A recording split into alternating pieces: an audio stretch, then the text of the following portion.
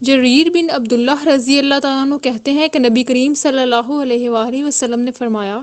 ہر مہینے 3 روزے رکھنا ثواب کے لحاظ سے زمانے بھر کے روزوں کے برابر ہے، اور ایام 22 چاند کی 13ویں، 14ویں اور 15ویں راتیں ہیں۔ ابو مالک اشعری رضی اللہ تعالیٰ عنہ کہتے ہیں کہ رسول اللہ صلی اللہ علیہ وآلہ وسلم نے فرمایا،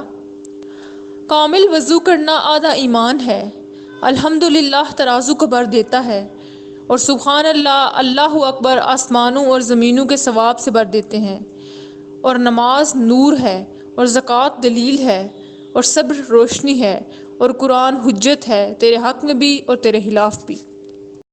بسم اللہ الرحمن الرحیم۔ عبداللہ بن عباس اور ابن عمر رضی اللہ تعالیٰ عنہ کہتے ہیں کہ رسول اللہ صلی اللہ علیہ وآلہ وسلم نے اپنے ممبر کے زینے سے فرمایا، لوگ جمعہ چھوڑنے سے باز آ جائیں، ورنہ اللہ تعالیٰ ان کے دلوں پر مہر لگا دے گا اور وہ غافلوں میں سے ہو جائیں گے۔ ام المومنین حضرت عائشہ رضی اللہ تعالیٰ عنہ کہتی ہیں کہ لوگ کہتے ہیں کہ نبی کریم صلی اللہ علیہ وآلہ وسلم نے مرض الموت میں علی رضی اللہ تعالیٰ عنہ کو وصی بنایا۔ حقیقت یہ ہے کہ آپ صلی اللہ علیہ وآلہ وسلم نے تھال منگوایا کہ اس میں پیشاب کریں، مگر اس سے قبل ہی آپ کا جسم ڈھیلا پڑ گیا، آپ صلی اللہ علیہ وآلہ وسلم وفات پا گئے، مجھے پتہ بھی نہ چلا، تو آپ نے کس کو وصیت کی؟ زید بن خالد جہنی رضی اللہ تعالیٰ عنہ کہتے ہیں کہ رسول اللہ صلی اللہ علیہ وآلہ وسلم نے فرمایا، جس نے کسی مجاہد کو مسلح کر کے بھیجا تو گویا اس نے خود جہاد کیا، اور جس نے مجاہد کے پیچھے یعنی اس کی غیر موجودگی میں اس کے گھر والوں کی حفاظت اور نگہداشت کی تو اس نے گویا خود جہاد کیا۔ جابر رضی اللہ تعالیٰ عنہ کہتے ہیں کہ رسول اللہ صلی اللہ علیہ وآلہ وسلم نے ٹھہرے ہوئے پانی میں پیشاب کرنے سے منع فرمایا ہے۔ انس بن مالک رضی اللہ تعالیٰ عنہ کہتے ہیں، میں رسول اللہ صلی اللہ علیہ وآلہ وسلم کے ساتھ مسجد میں بیٹھا ہوا تھا اور ایک آدمی کھڑا نماز پڑھ رہا تھا۔ جب اس نے رکوع اور سجدہ کر لیا اور تشہد سے فارغ ہو گیا تو اس نے دعا کی، اور اپنی دعا میں اس نے کہا، اللہم انی اسألک بأن لک الحمد لا الہ الا انت المنان بدیع السماوات والارض یا ذو الجلال والاکرام یا حی یا قیوم۔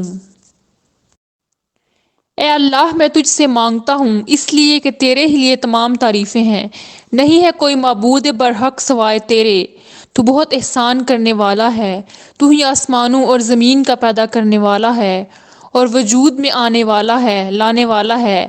اے عظمت و جلال اور احسان والے، ہمیشہ باقی و زندہ رہنے والے، میں تجھی سے مانگتا ہوں۔ یہ سنا تو نبی اکرم صلی اللہ علیہ وآلہ وسلم نے اپنے صحابہ سے کہا، تم جانتے ہو اس نے کن لفظوں سے دعا کی ہے؟ انہوں نے کہا، اللہ اور اس کے رسول صلی اللہ علیہ وآلہ وسلم زیادہ جانتے ہیں۔ آپ صلی اللہ علیہ وآلہ وسلم نے فرمایا، قسم ہے اس ذات کی جس کے ہاتھ میں میری جان ہے، اس نے تو اللہ سے اس کے اسم اعظم کے ذریعے دعا کی ہے، جس کے ذریعے دعا کی جاتی ہے تو وہ قبول کرتا ہے، اور جب اس کے ذریعے مانگا جاتا ہے تو وہ دیتا ہے۔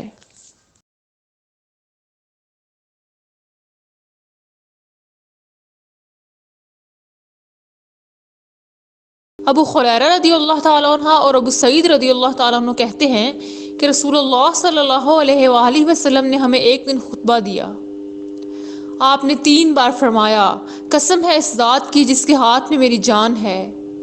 پھر آپ نے سر جھکا لیا تو ہم میں سے ہر شخص سر جھکا کر رونے لگا۔ ہم نہیں جان سکے کہ آپ نے کس بات پر قسم کھائی ہے۔ پھر آپ نے اپنا سر اٹھایا، آپ کے چہرے پر بشارت تھی جو ہمیں سرخ اونٹ پانے کی خوشی سے زیادہ محبوب تھی۔ پھر آپ نے فرمایا، جو بندہ بھی 5 وقت کی نماز پڑھے، رمضان کے روزے رکھے، زکوٰۃ ادا کرے اور 7 کبائر سے بچے تو اس کے لیے جنت کے دروازے کھول دیے جائیں گے، اور اس سے کہا جائے گا سلامتی کے ساتھ جنت میں داخل ہو جاؤ۔ حضرت ابو سعید خدری رضی اللہ تعالیٰ عنہ بیان کرتے ہیں کہ ایک شخص نجران سے رسول اللہ صلی اللہ علیہ وآلہ وسلم کے پاس آیا، وہ سونے کی انگوٹھی پہنے ہوئے تھا۔ آپ صلی اللہ علیہ وآلہ وسلم نے اس سے منہ پھیر لیا اور فرمایا، تم میرے پاس اپنے ہاتھ میں جہنم کی آگ کا انگارہ لے کر آئے ہو۔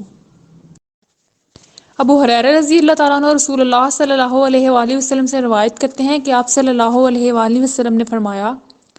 جو شخص اللہ کی راہ میں جوڑا دے گا یعنی ایک جنس کی دو چیزیں خرچ کرے گا، اسے جنت میں بلا کر پکارا جائے گا، اے اللہ کے بندے یہ تیری نیکی ہے۔ تو جو شخص نمازی ہوگا اسے صلاۃ کے دروازے سے بلایا جائے گا، اور جو مجاہدین میں سے ہوگا وہ جہاد والے دروازے سے بلایا جائے گا، اور جو صدقہ دینے والوں میں سے ہوگا اسے صدقے والے دروازے سے بلایا جائے گا، اور جو روزہ داروں میں سے ہوگا وہ باب الریان سے بلایا جائے گا۔ ابو بکر صدیق رضی اللہ تعالیٰ عنہ نے عرض کیا، اللہ کے رسول، کسی کے لیے ضرورت نہیں کہ وہ ان سبھی دروازوں سے بلایا جائے، لیکن کیا کوئی ان سبھی دروازوں سے بلایا جائے گا؟ رسول اللہ صلی اللہ علیہ وآلہ وسلم نے فرمایا، ہاں، اور مجھے امید ہے کہ تم انہی لوگوں میں سے ہو۔